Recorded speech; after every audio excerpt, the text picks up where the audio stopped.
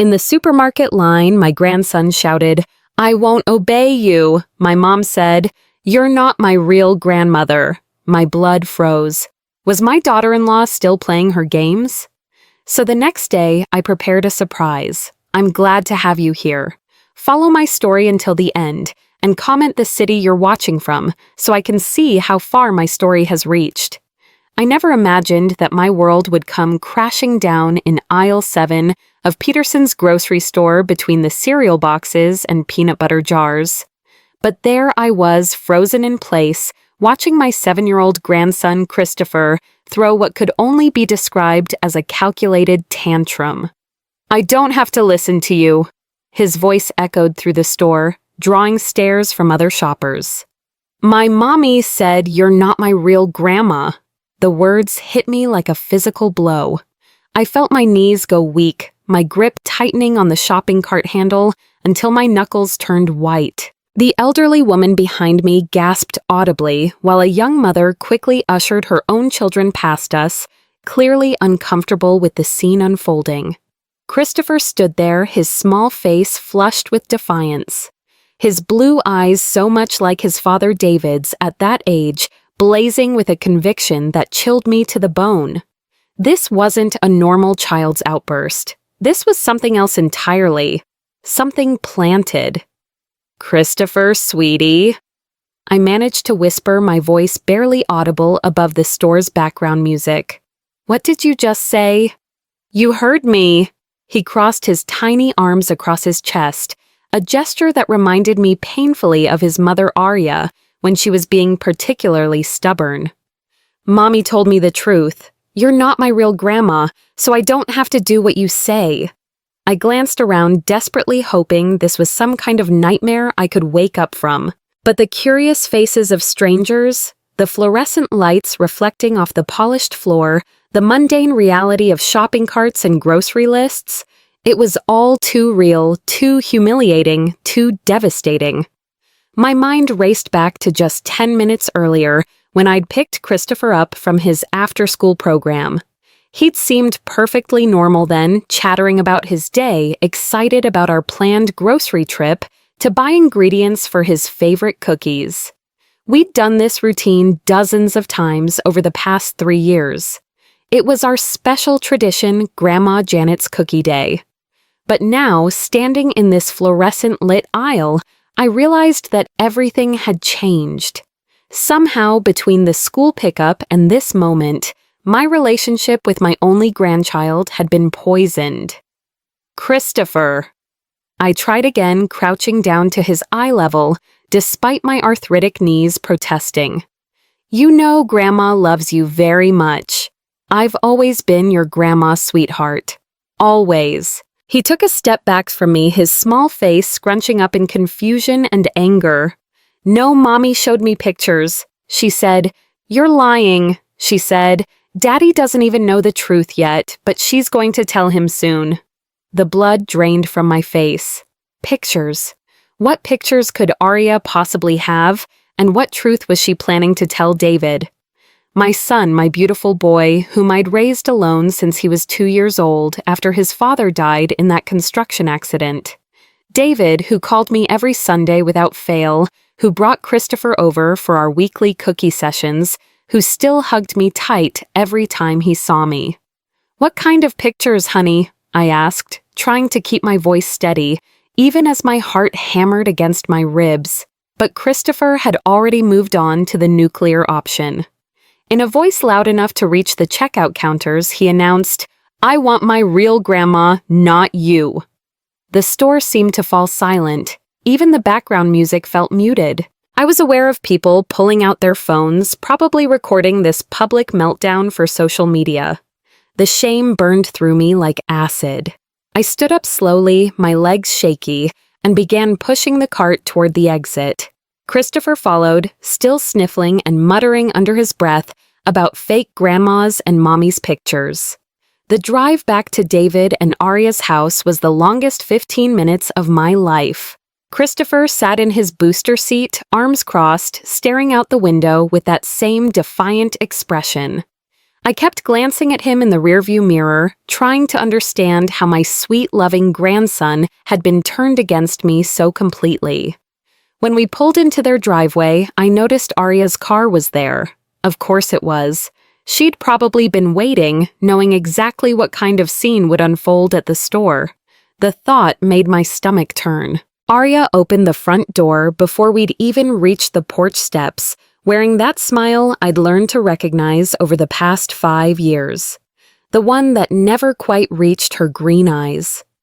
She was 28 years old, petite and blonde, with the kind of polished appearance that came from having time and money to spend on herself. Everything about her always seemed calculated, from her perfectly styled hair to her designer workout clothes. "How was grocery shopping?" she asked, sweetly, ruffling Christopher's hair as he ran past her into the house. I stood there on her doorstep. This woman who'd been systematically undermining me for years, and felt something crack inside my chest. "We need to talk." Her smile widened. "About what, Janet?" The way she said my name like it tasted bitter in her mouth made my hands clench into fists. "About what you told Christopher about these pictures you supposedly have." Arya tilted her head, feigning innocence. "Oh, that. Well, children deserve to know the truth, don't you think? Even when it's complicated. What truth?" "Arya, what are you talking about?" She glanced over her shoulder, making sure Christopher was out of earshot, then stepped closer to me. When she spoke, her voice was barely above a whisper, but each word felt like a dagger. "I know what you did, Janet. I know the secret you've been keeping for 35 years. And soon David will know too." Before I could respond, she'd stepped back inside and closed the door, leaving me standing alone on the porch, my mind reeling with questions and a growing sense of dread that something much bigger than a child's tantrum was about to tear my family apart. As I walked back to my car, my hands trembling as I fumbled with the keys, one thought kept circling through my mind. How had Arya found out about the adoption, and more importantly, what was she planning to do with that information? Sleep didn't come that night. I lay in my bed staring at the ceiling fan as it made its familiar creaking sound, my mind spinning with memories I'd buried for decades. The adoption. How had Arya discovered something I'd never told a living soul, not even my closest friends? By 4 a.m, I'd given up on sleep entirely. I made my way to the spare bedroom that served as my home office. Switching on the small desk lamp and pulling out the old metal filing cabinet I hadn't touched in years. My hands shook as I rifled through folders of tax returns, insurance papers, and medical records, searching for something I prayed was still there. Finally, at the very back of the bottom drawer, wrapped in a faded yellow envelope, I found them, the adoption papers from 1988. David had been 6 months old when his birth other, a 16-year-old girl named Sarah, had made the heart-wrenching decision to give him up. I remembered her face so clearly, young, terrified, but determined to give her baby a better life than she could provide. My late husband Robert and I had tried for years to have children. After countless doctor visits and failed treatments, we turned to adoption. The moment they placed that tiny, perfect baby in my arms, I knew he was meant to be ours. David wasn't just adopted. He was chosen, wanted, loved beyond measure. The paperwork was all there, exactly as I remembered, legal proper, completed, through St. Mary's Catholic Charities. But as I studied the documents more carefully, something caught my eye that I'd forgotten about over the years. There were 2 copies of everything. One set for our records, and another set that had been filed with the state registry. My blood ran cold. The state registry. Of course, if someone knew where to look, if they had access to the right databases or knew someone who did, they could potentially find these records. But how would Arya even know to search for them? What had made her suspicious in the first place? I set the papers aside and thought back over the past few months, trying to pinpoint when Arya's behavior had shifted from merely cold to actively hostile. It had been gradual at first. Little comments about how David had inherited his stubbornness from somewhere, or observations about how he didn't look much like me. I'd brushed off these remarks as typical daughter-in-law territory, the kind of subtle digs that some women made to establish their place in the family hierarchy. But then I remembered something that made my stomach lurch. About 6 weeks ago, David had mentioned that Arya was interested in genealogy, that she'd been building family trees and researching bloodlines. She'd even convinced him to take one of those DNA tests, claiming she wanted to learn more about their heritage for Christopher's sake. The DNA test. Of course, if David's results had come back showing no genetic connection to me, Arya would have had her smoking gun, but that didn't explain the pictures Christopher had mentioned, or how she'd gotten access to specific adoption records. I spent the rest of the morning making phone calls. First to St. Mary's Catholic Charities, where a sympathetic but firm administrator explained that all records from that era were sealed and could only be accessed by the adoptee themselves. David, once he turned 18, which he had of course, but he'd never expressed any interest in finding his birth parents. However, the woman added carefully, there have been some data breaches over the years. Nothing we publicized, you understand, but sometimes information ends up in places it shouldn't be.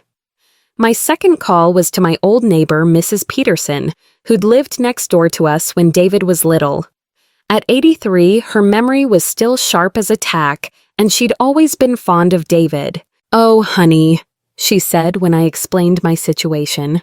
"I remember that girl coming around when David was maybe 4 or 5 years old. Pretty little thing, very young. She'd park across the street and just watch your house. I always wondered if she was his birth author, trying to catch a glimpse of how he was doing." My heart stopped. Someone was watching our house, just a few times over the years. Always the same car, an old blue Honda. I think the last time I saw her was maybe 15 years ago. I never mentioned it because, well, it didn't seem like she was causing any trouble. Just a mother wondering about her child, I figured. After hanging up, I sat in my kitchen with a cup of coffee that had gone cold, pieces of a puzzle slowly fitting together in my mind. If David's birth author had kept tabs on him over the years, if she'd somehow stayed in the area or maintained connections here, it was possible that information about David's adoption had survived in ways I'd never considered. But how did this connect to Arya? How had she gained access to information that even I had kept locked away?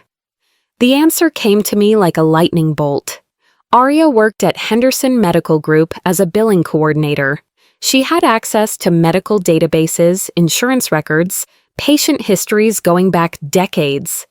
If David's birth author had given birth at Henderson Regional Hospital, which many young mothers did in the 80s, because of their charity program, there might be records there that Arya could access.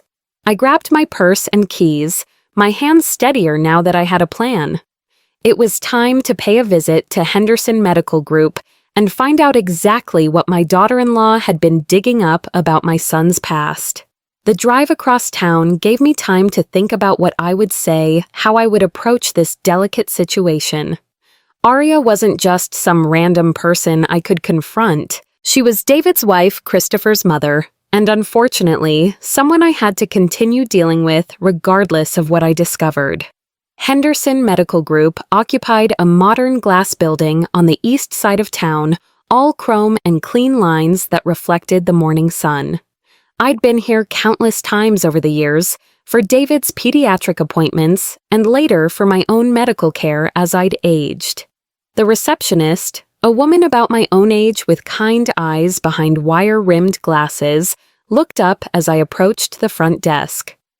"I'm looking for Arya Winters," I said, using her maiden name, since that's what she went by professionally. "She works in billing." "Oh, Arya's not in today," the woman replied. "She took some personal time off. Can I help you with something else?" Personal time? Of course she had. She was probably at home right now, planning her next move, figuring out how to use the information she'd gathered to maximum effect. Actually, I set an idea forming. I was wondering about accessing some old medical records. My son was born at Henderson Regional in 1987, and I need some documentation for insurance purposes. The receptionist's expression became more cautious. What kind of documentation? Birth records, mainly proof of parentage. The lie came surprisingly easily. There's been some question about his benefits eligibility. She nodded sympathetically. Oh, that's frustrating. But I'm afraid those records from the 80s aren't computerized yet. They're all in storage, and we'd need a formal request with proper identification and legal authorization. It's quite a process. My heart sank. But then she leaned forward conspiratorously. Between you and me, though, Arya's been asking about those same kinds of records recently. Something about genealogy research. She seemed to know quite a bit about the old filing system, more than most people would. She paused, looking around to make sure no one was listening. Is everything okay with your family? I forced a smile, even as alarm bells rang in my head. Everything's fine, just some paperwork issues.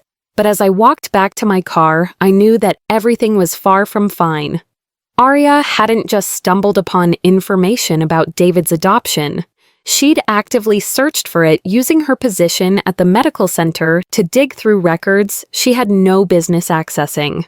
The question now was what she planned to do with that information and how much time I had before she destroyed everything I'd worked so hard to protect. The phone call that changed everything came at 7:37 that evening. I was sitting in my living room, still processing what I'd learned at the medical center when David's number flashed on my screen. Mom, we need to talk. His voice was strained different. The warmth that usually filled our conversations was gone, replaced by something cold and distant that made my stomach drop. Of course, sweetheart. What's wrong? Can you come over tonight? Arya says. She has something important to show us both. The way he said her name like he was already taking her side made my chest tighten. David, I think there might be some misunderstanding. Just come over, Mom, please. The line went dead. I stared at my phone for a long moment, my hands trembling. This was it. Whatever Arya had planned, whatever information she'd gathered, she was ready to deploy it. The drive to their house felt like driving to my own execution. Every familiar landmark, the old oak tree where David used to climb as a boy, the corner store where I'd bought him candy after doctor visits, seemed to mock me with memories of happier times. Their house was a modest two-story colonial in a newer subdivision, the kind of place young families bought when they were just starting out. David's pickup truck sat in the driveway next to Arya's sedan, and every window in the house seemed to glow with warm yellow light. From the outside, it looked like the picture of domestic happiness. If only they knew what darkness was brewing inside. David answered the door before I could even knock. My son, now 35 years old, stood there looking like a stranger. His usually friendly face was pinched with confusion and something that looked dangerously close to betrayal. "Where's Christopher?" I asked, stepping into the foyer. "At my mom's for the night." Arya's voice came from the living room. She appeared in the doorway, and I could see she'd been preparing for this moment. Her blonde hair was perfectly styled, her makeup flawless despite it being a weekend night. She wore a cream-colored sweater that made her look young and innocent. A calculated choice, I was sure. We moved into the living room, where Arya had arranged a small presentation area. A laptop sat open on the coffee table, surrounded by manila folders and what looked like photocopied documents. The whole setup had an official legal feel to it that made my mouth go dry. "Mom," David said, gesturing to the couch, "why don't you sit down?" I remained standing, my purse clutched tightly against my chest. "David, before whatever this is begins, I need you to know that I love you. I have always loved you from the moment you came into my life." Arya's lips curved into what might have been a smile, but her eyes remained ice cold. "That's interesting phrasing, Janet. The moment he came into your life?" David frowned, looking between us. "What does that mean?" Instead of answering, Arya opened the laptop and turned it toward us. The screen showed what appeared to be a scanned document official, looking with state seals and legal terminology. My vision blurred for a moment as I recognized it. David's original birth certificate, the one from before the adoption was finalized. David, Arya said softly, her voice taking on a tone I'd never heard before. Gentle, almost loving. There's something your mother never told you. Something she's been hiding for your entire life. Arya. Please, I whispered, but she held up a hand to silence me. Your name wasn't always David Mitchell, she continued, her eyes never leaving my son's face. Your birth name was David James Morrison. Your birth mother was a 16-year-old girl named Sarah Morrison, and your birth father was listed as unknown. David's face went white. He sank onto the couch as if his legs had given out. What are you talking about? Arya clicked to the next document. The adoption decree dated when David was 6 months old. Janet isn't your biological mother, David. She adopted you when you were a baby. The silence that followed was deafening. David stared at the screen, his mouth opening and closing like he was trying to speak but couldn't find words. I watched my son's world crumble in real time, saw the moment when everything he'd believed about his identity, his family, his very existence, shattered like glass. Mom!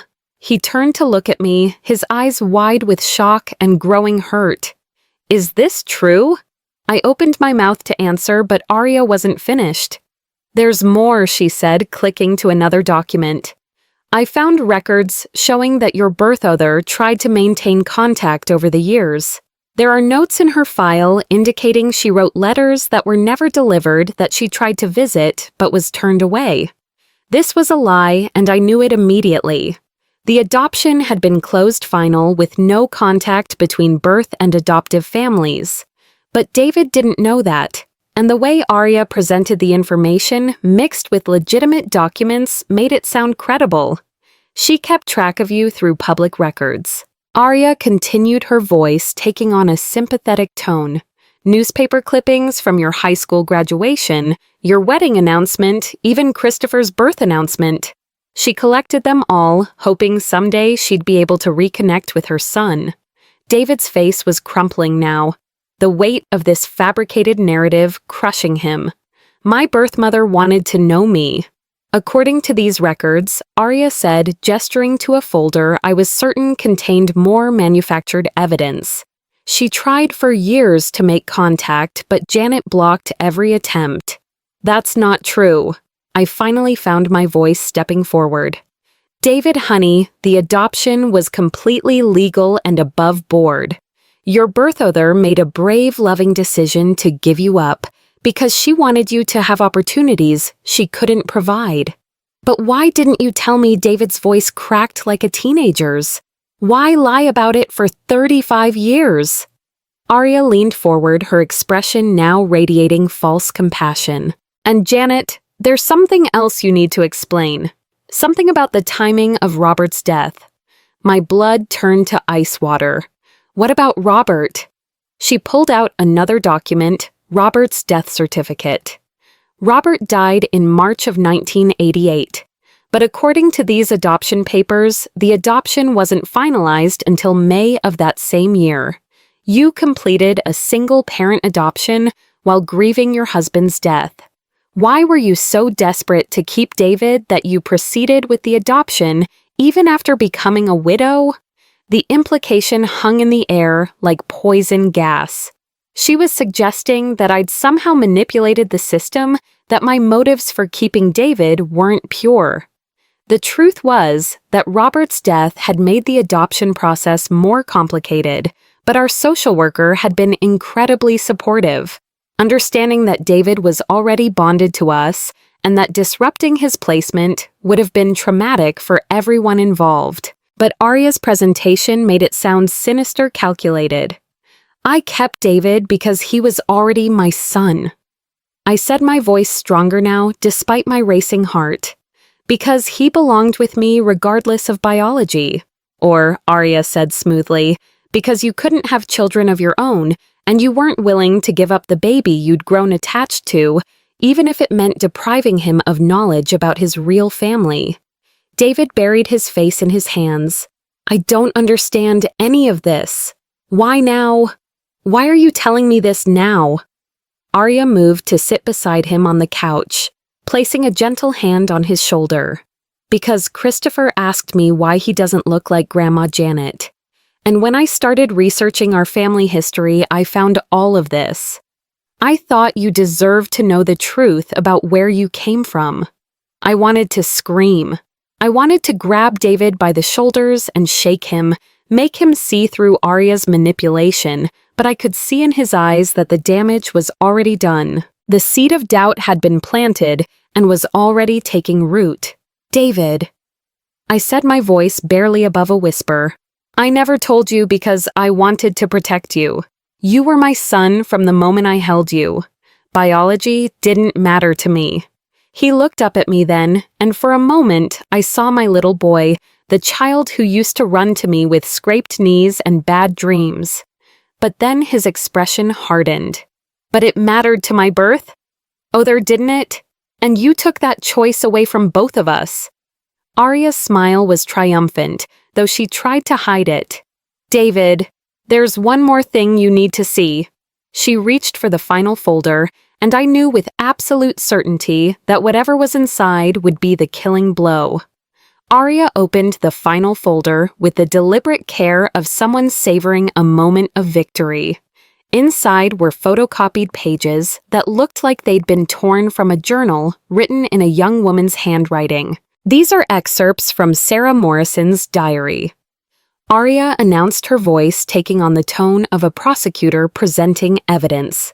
I was able to obtain copies through a private investigator who specializes in adoption reunification cases. My heart hammered against my ribs. This was impossible. Sarah Morrison's personal journals. There was no way Arya could have legitimately obtained such intimate documents, which meant she was either fabricating evidence or had somehow violated this young woman's privacy in ways that bordered on criminal. Listen to this, Arya said, clearing her throat dramatically. March 1992. David would be 4 years old today. I drove by the house again, hoping to catch a glimpse of him playing in the yard. His adoptive mother saw me and came outside telling me I had no right to be there. She said if I didn't stop coming around, she'd call the police. All I wanted was to see my little boy, to know he was happy and healthy. David's face went ashen. You knew she was watching the house and you threatened her. I felt the world tilting beneath my feet. David, that's not how it happened. I never... There's more, Arya interrupted, flipping to another page. June 8, 1996. I wrote David a letter for his 8th birthday, explaining why I had to give him up and how much I've always loved him. I asked Mrs. Peterson, the neighbor, to give it to his mother. She promised she would, but I never heard back. I wonder if she even showed it to him. Mrs. Peterson, the elderly woman who'd mentioned seeing someone watching our house years ago. Had Arya somehow tracked her down and convinced her to corroborate this story, or was this another fabrication designed to sound plausible? I never received any letter, I said firmly. David, you have to believe me. But my son wasn't looking at me anymore. He was staring at the journal pages with an expression of growing devastation. She tried to stay in touch. My birth mother tried to maintain a relationship, and you blocked her. The adoption was closed, I said desperately. It was a legal binding arrangement. There was no provision for ongoing contact between. Legal doesn't make it right, Arya said softly, her voice dripping with false sympathy.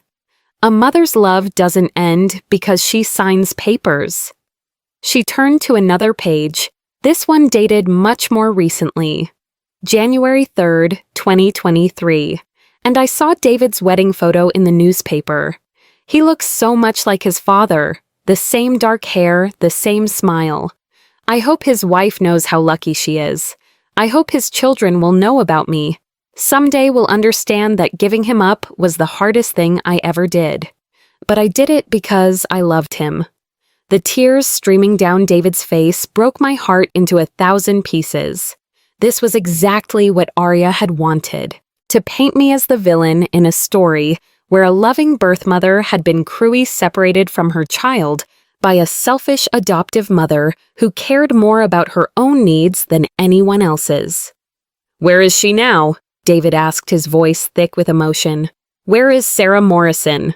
Arya's expression flickered for just a moment, and I caught it.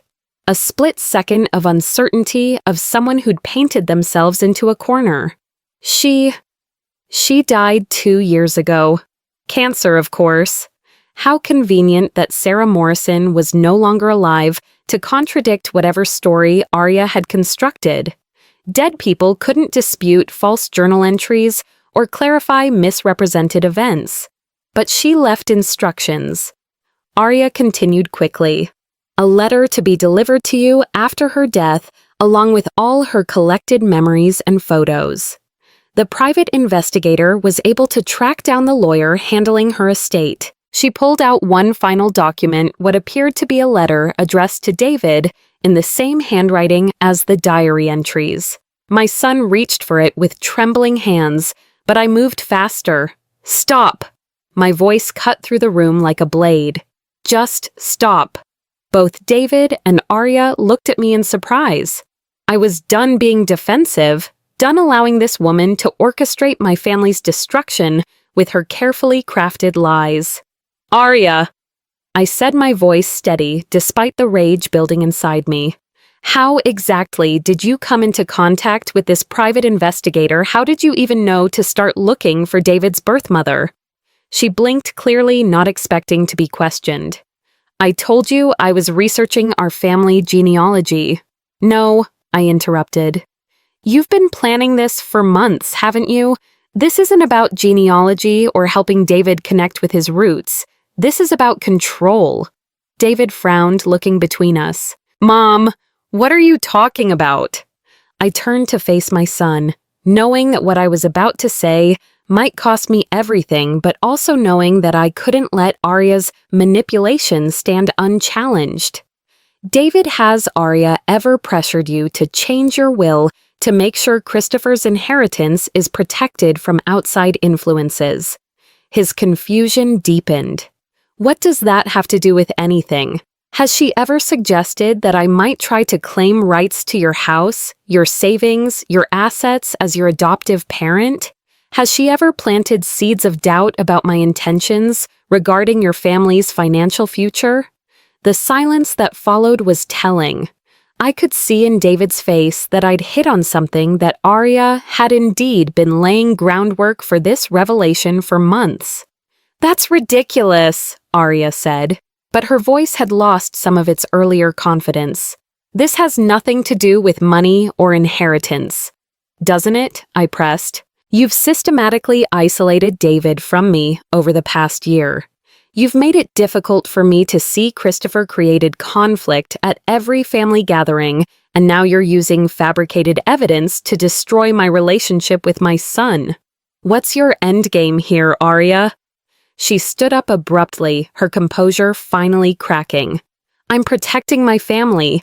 You've had 35 years to control David's life, to make him dependent on you to be the center of his world, but he has a wife and son now, and we don't need you hovering over us, manipulating us."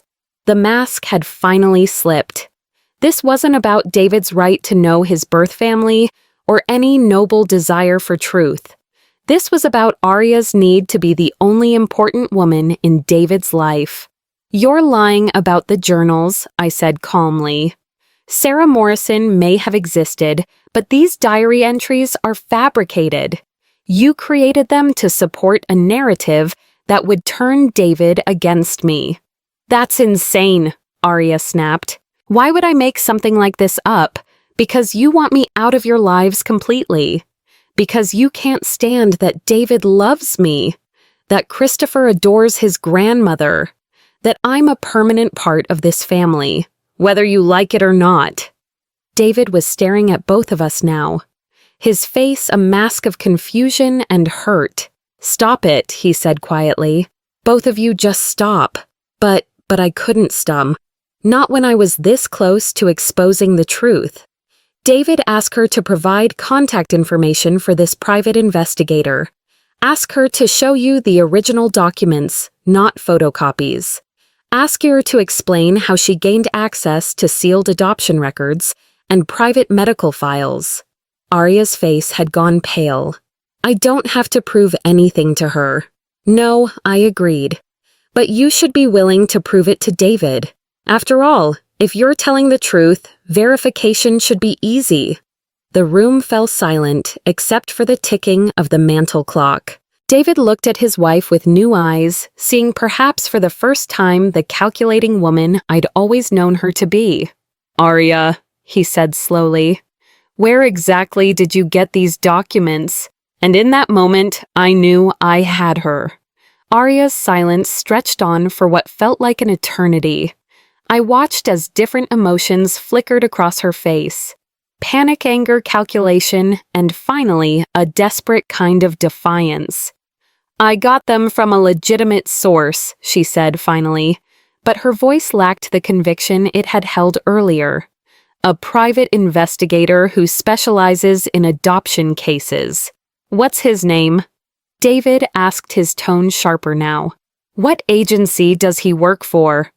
Arya's eyes darted between us. I don't remember the exact name off the top of my head. I have his information at work." "At work," I pressed. "The same work where you have access to medical records dating back to the 1980s. Hearst." The color drained from her face completely. David's expression shifted from confusion to something darker as he began to piece together what I was implying. "Arya," he said slowly, "did you use your position at the medical center to access private records?" "I didn't do anything illegal," she said quickly, but her defensive tone betrayed her. "Patient records are confidential, but adoption records are different." "No, they're not," I interrupted. "Sealed adoption records require court orders to access. You know that, which means either you broke the law to get this information or you fabricated it entirely." David stood up abruptly, running his hands through his hair. "This is insane. Arya, just tell me the truth. Where did you really get these documents?" Instead of answering, Arya did something that confirmed every suspicion I'd had about her character she attacked. "Why are you taking her side?" she demanded, pointing at me with a trembling finger. "She lied to you for 35 years. She kept you from knowing your real mother, and now you're defending her." Because David said, his voice dangerously quiet. "My mother has never lied to me about anything else in my entire life. But you've been acting strange for months, making weird comments about my family, trying to drive a wedge between me and Mom, and now you're presenting evidence that conveniently can't be verified because everyone involved is dead." I felt a surge of pride in my son. Despite the shock of learning about his adoption, despite the emotional manipulation Arya had subjected him to, his fundamental sense of logic was asserting itself. "David, I need you to know something," I said, moving closer to him. "Yes, you were adopted. That part is true, but everything else Arya has told you tonight is either fabricated or twisted beyond recognition." I took a deep breath, knowing that complete honesty was the only way forward. "Your birth mother, Sarah Morrison, was indeed 16 when she gave birth to you. She was brave and selfless, and she made an incredibly difficult decision because she wanted what was best for you. The adoption was completely closed. No ongoing contact, no letters, no attempts at reunification. That was the arrangement she specifically requested because she felt it would be easier for everyone involved." Arya started to protest, but David held up a hand to silence her. "Your father, Robert, and I were chosen to be your parents after extensive screening and interviews," I continued. "When Robert died 2 months before the adoption was finalized, I could have backed out. The agency gave me that option. But by then, you'd been with us for 4 months. You were already my son in every way that mattered." Tears were streaming down my face now, but I pushed on. I never told you about the adoption because I wanted you to grow up feeling completely secure in your identity, never questioning whether you truly belonged with me. Maybe that was wrong. Maybe I should have told you when you were older, but I made that decision out of love, not manipulation. David sank back onto the couch, his head in his hands. Why now, though? Why is this coming out now? I looked directly at Arya, who was standing rigidly by the window, her arms crossed defensively. Because your wife has been systematically trying to remove me from your lives. She's been poisoning Christopher, against me creating conflict at every family gathering, and now she's fabricated this elaborate story to finally drive the wedge between us that she's been working toward for years. That's not true, Arya said. But her voice was weak, isn't it? I challenged. Tell David about the conversation you had with Mrs. Peterson 3 weeks ago. Tell him about how you convinced an 83-year-old woman to remember things that never happened. Arya's face went white. How did you? Because I called her after I spoke with you today. I said, and she felt terrible about lying for you. She said you told her you were trying to help David connect with his birth family, that it was a surprise for his birthday. She's been worried sick that she did something wrong. David's head snapped up. You involved Mrs. Peterson in this? The pieces were falling into place now, and I could see in David's expression that he was beginning to understand the scope of Arya's deception. The journal entries I continued were created on your laptop, Arya. The handwriting analysis would prove they're all written by the same person in the same time period, not spread out over decades like you claimed. You can't prove that she said desperately. Actually, I can. I pulled out my phone and showed David a photograph I'd taken earlier that day. This is Sarah Morrison's actual signature from the adoption paperwork. Notice how different the handwriting is from those journal entries. David examined the photo, then looked at the papers Arya had presented. Even to an untrained eye, the differences were obvious. And the private investigator he asked doesn't exist, I said simply. At least not in the context Arya described. I spent the afternoon calling every licensed private investigator in the state who handles adoption cases. None of them have worked on anything involving a Sarah Morrison or a David Morrison. The silence that followed was deafening. Arya stood frozen by the window, trapped in a web of lies that was finally unraveling. David stared at the fabricated documents spread across his coffee table, seeing them now for what they really were. Why, he asked, finally, his voice barely above a whisper. Arya, why would you do this? She turned from the window, and for a moment, I almost felt sorry for her. She looked young and frightened, like the child she still was in many ways. Because she's always there, Arya said, tears streaming down her face. Every holiday, every milestone, every decision we make, it's always about what Janet thinks, what Janet wants, what Janet would do. I married you, David, but I never felt like I had all of you. Part of you always belonged to her. David's expression softened slightly, but his voice remained firm. That's what family is, Arya. We don't stop loving our parents when we get married. We expand our capacity for love. But it's not fair. She said, her voice taking on a childish quality that made me understand finally what this was really about. Arya wasn't evil. She was immature and insecure, desperate for the kind of unconditional love that David and I shared. You're right, I said, surprising both of them. It's not fair. They both looked at me in confusion. It's not fair that David had the security of growing up with parents who adored him, while his birth mother struggled with the grief of her decision. It's not fair that I got to experience all of David's childhood milestones while she missed everything. And it's not fair that you felt like an outsider in your own marriage. I took a step toward Arya, speaking directly to her. But life isn't fair, sweetheart, and the answer isn't to tear down the love that already exists. It's to find ways to build more love, more security, more connection. David stood up and moved to his wife, placing gentle hands on her shoulders. Arya, if you felt left out, why didn't you just talk to me? We could have worked on it together. She looked up at him with eyes full of tears and something that might have been hope. I was afraid you'd choose her over me. I would never make you choose between me and your mother, David said firmly. Just like I would never choose between you and her. You're both essential parts of my life. I watched as my son, my adopted son, who was every bit as much mine as if I'd given birth to him, wrapped his arms around his confused, frightened wife. And in that moment, I saw a possibility I hadn't considered before. Maybe this crisis, as painful as it had been, could actually bring us all closer together. Maybe Arya's desperate need for belonging could be met not by pushing me out, but by bringing her in.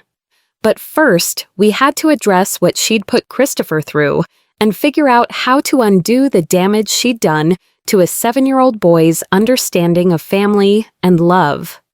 3 months later, I stood in my kitchen with Christopher perched on a step stool beside me, his small hands carefully measuring flour into our mixing bowl.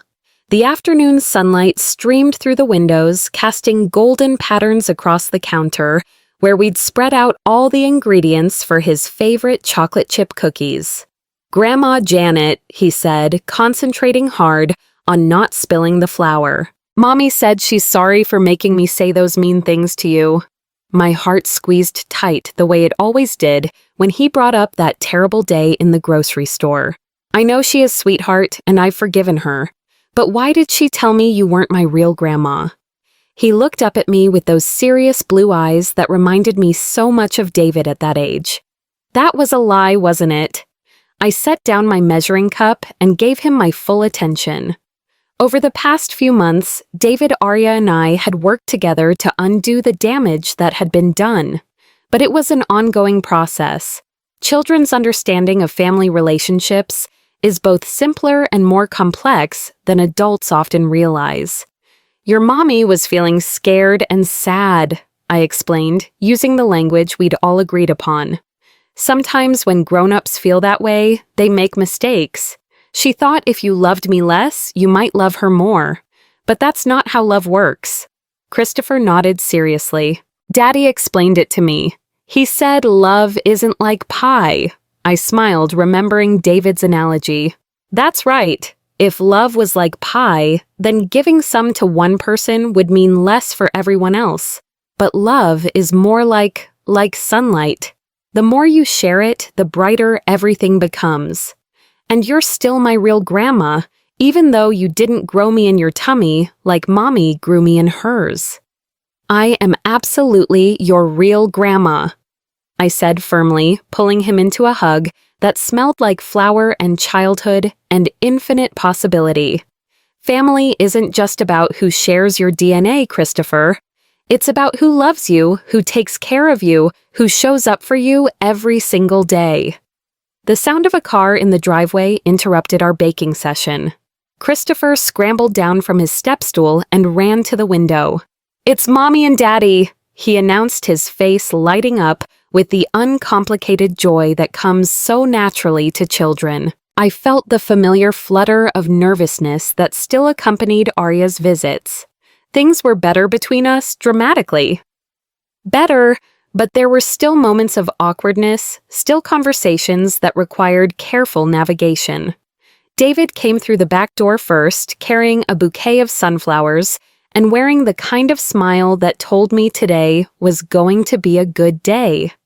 Arya followed more hesitantly, but she was smiling too. And when she hugged Christopher, I saw nothing but genuine maternal love in her expression. How are my favorite bakers doing? David asked, surveying our flour-dusted kitchen with amusement. We're making the cookies with the chips that look like teardrops, Christopher announced importantly. Chocolate chips, I translated, laughing. And we saved some dough for you to roll into balls. As we worked together 4 generations in my small kitchen, I marveled at how much had changed since that awful night 3 months ago. The process hadn't been easy. There had been tears, difficult conversations, and moments when I wasn't sure we'd be able to rebuild what had been broken. The turning point had come when David sat Arya down and explained with remarkable patience that her insecurity about my place in his life was actually damaging the very relationships she was trying to protect. He'd made it clear that any future manipulation involving Christopher would result in serious consequences. But he'd also acknowledged that he could do a better job of making her feel prioritized and valued. For my part, I'd had to examine my own behavior honestly. Had I sometimes overstepped boundaries? Had I been so focused on maintaining my close relationship with David that I'd inadvertently made Arya feel like an outsider? The answer uncomfortably was probably yes. Janet, Arya said, now interrupting my thoughts. I brought something for you. She pulled a small wrapped package from her purse, her cheeks slightly pink with embarrassment. It's not much, but I thought, well, I wanted to do something. I unwrapped it, carefully revealing a small silver picture frame containing a photo I'd never seen before. It showed Christopher and me from the previous month, both of us laughing as we tried to untangle Christmas lights in preparation for the holidays. Our faces were genuine and relaxed, captured in a moment of pure joy. I took it while you two were decorating, Arya explained. I realized I'd never really seen you together before. I mean, really seen you. I was always so focused on what I thought you were taking away from me that I never noticed what you were giving to him.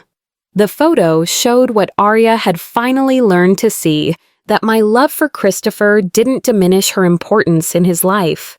If anything, it enriched it. A child surrounded by adults who love him unconditionally is a child who learns to love unconditionally in return. This is beautiful, I said, and I meant it. Thank you. There's something else, she said, looking nervously at David, who nodded encouragingly. I want to tell you about Sarah Morrison. My breath caught. We'd agreed months ago that the fabricated story about David's birth other would never be mentioned again, but I could see that Arya had something important to say. I did find some real information about her, she continued. Not through any private investigator or anything dramatic like that, just through legitimate genealogy websites that David had already given me permission to use. She pulled out her phone and showed me a photograph, a high school yearbook picture of a young woman with David's dark hair and serious eyes. She did exist, and she did give birth to David, but everything else I made up. Arya's voice was steady now, no longer the desperate, manipulative tone of 3 months ago. The truth is much simpler. She was 16 from a family that couldn't support another child. She chose adoption because she wanted David to have opportunities she couldn't provide. And according to the records I could find, she went on to finish high school, became a nurse, got married, and had 2 more children. David studied the photo intently. Is she still alive? As far as I can tell, yes. She lives about 200 kilometers north of here, with her husband. Her name now is Sarah Chen. The kitchen fell silent except for the timer ticking down on our cookies. I watched David process this information, saw him weighing his options. Do you want to try to contact her? I asked gently. He was quiet for a long moment, then shook his head. Maybe someday, but not now. Right now, I'm focusing on the family I have. He looked around the kitchen at all of us, his wife, his son, his mother who'd raised him with all the love in the world, despite not sharing his DNA. Besides, he added with a smile, I learned something important over the past few months. Biology might determine where you come from, but love determines where you belong. Christopher, who had been listening to this adult conversation with the solemn attention children bring to serious moments, suddenly piped up. The cookies are ready! And just like that, the heavy moment dissolved into laughter and the controlled chaos of removing hot cookies from the oven and trying to wait long enough for them to cool before eating them. Later, as David and his family prepared to leave, Arya lingered behind while David loaded Christopher into the car. "Janet," she said quietly, "I need you to know that I'm sorry. Not just for the lies about the adoption, but for all of it. For the way I treated you, for the things I put Christopher through, for trying to come between you and David." I studied her face, seeing something there I'd never seen before. Genuine remorse, but also a kind of peace. "What changed?" I asked. She smiled, and for the first time since I'd known her, it reached her eyes. "I realized that you weren't my competition. You were my example. What do you mean watching you with Christopher, seeing how you loved David even when he disappointed you, even when I was actively trying to turn him against you?" She paused, choosing her words carefully. "That's the kind of mother I want to be. The kind who loves without conditions, who puts her child's well-being above her own insecurities." Before I could respond, she continued, "And I realized something else. Christopher is incredibly lucky to have a grandmother who loves him the way you do. I don't want to take that away from him. I want to learn from it." As I watched their car pull away, Christopher's small hand waving frantically from the back window, I felt a sense of completeness I hadn't experienced in years. My family was intact, stronger even than it had been before the crisis that had threatened to tear us apart. The truth about David's adoption was no longer a secret hanging over our heads. Arya's insecurities had been acknowledged and addressed. Christopher understood that family is defined by love, not biology. And I had learned that sometimes the greatest gift you can give someone isn't stepping aside, it's making room for them to step forward. That evening, I placed Arya's photo on my mantelpiece next to all the other family pictures that chronicled our lives together. In the image, Christopher and I are caught in a moment of pure happiness. Two people connected not by blood, but by something even stronger. The choice to love each other unconditionally. Looking at it now, I could see what Arya had finally learned to see. That love multiplies when shared. That security comes from inclusion rather than exclusion. And that the bonds that matter most are the ones we choose to nurture every single day. Family, I realized, isn't about who gave you life. It's about who makes your life worth living. Now I'm curious about you who listened to my story. What would you do if you were in my place? Have you ever been through something similar? Comment below. And meanwhile, I'm leaving on the final screen 2 other stories that are channel favorites, and they will definitely surprise you. Thank you for watching until here.